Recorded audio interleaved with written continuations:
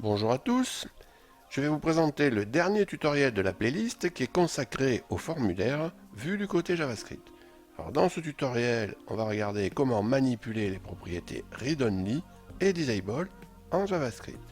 Alors tout d'abord, on va faire un bilan, on va examiner le point commun et les différences à remarquer entre un champ qui est placé en read-only et un autre qui est placé en disable, et ensuite on verra comment les manipuler. Alors on va prendre Sublime Text, on va sauvegarder sur le bureau un fichier qu'on va appeler test.html et dedans donc, je vais faire point d'exclamation supérieur, je vais mettre un form dedans, deux inputs et je vais rajouter un élément script. Donc ici, premier input, je vais rajouter l'attribut value et je vais lui mettre un repère, le read only, et je vais le mettre bien sûr à read only. Deuxième, je vais faire la même chose.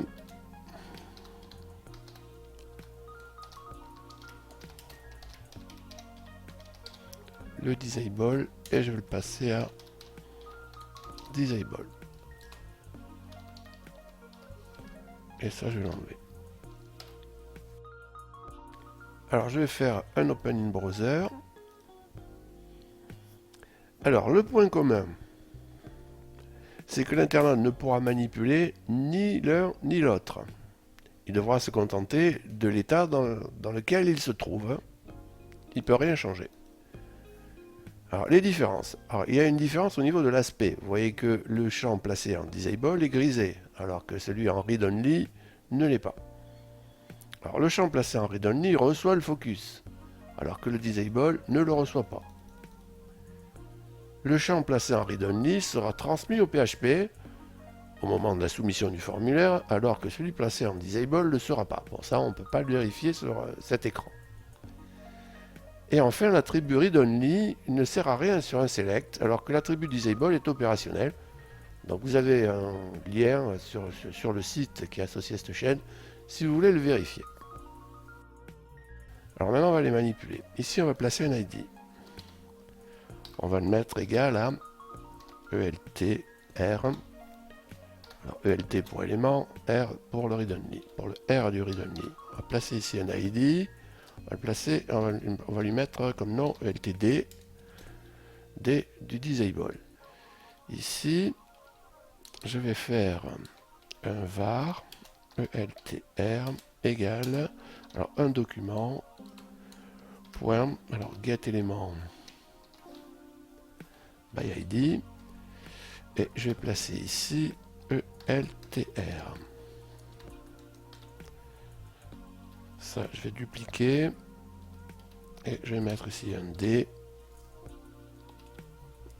et ici un D. Alors maintenant, je vais placer le read-only à false, donc ELTR.read. Alors là, attention à la marche, c'est un O majuscule. Et je vais placer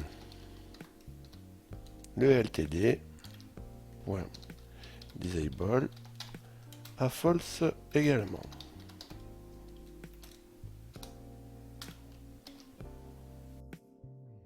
Alors si maintenant je fais un open in browser, vous constatez qu'ils sont opérationnels l'un comme l'autre. Donc il suffit de manipuler le booléen, enfin il faut considérer ces propriétés comme des booléens. Attention aux majuscules, j'ai souvent vu des gens chercher pour ça. Et voilà, donc vous mettez false, vous mettez true, et c'est bon. Alors ce tutoriel est terminé, je vous remercie de m'avoir écouté. Alors c'est le dernier tuto de la playlist. Alors toujours pareil, si vous voulez être prévenu lors d'une mise en ligne d'une nouvelle vidéo, abonnez-vous. Et surtout pensez à activer les notifs. Si vous avez appris quelque chose, un petit coup de pouce est toujours le bienvenu. Je vous remercie par avance et je vous dis à bientôt.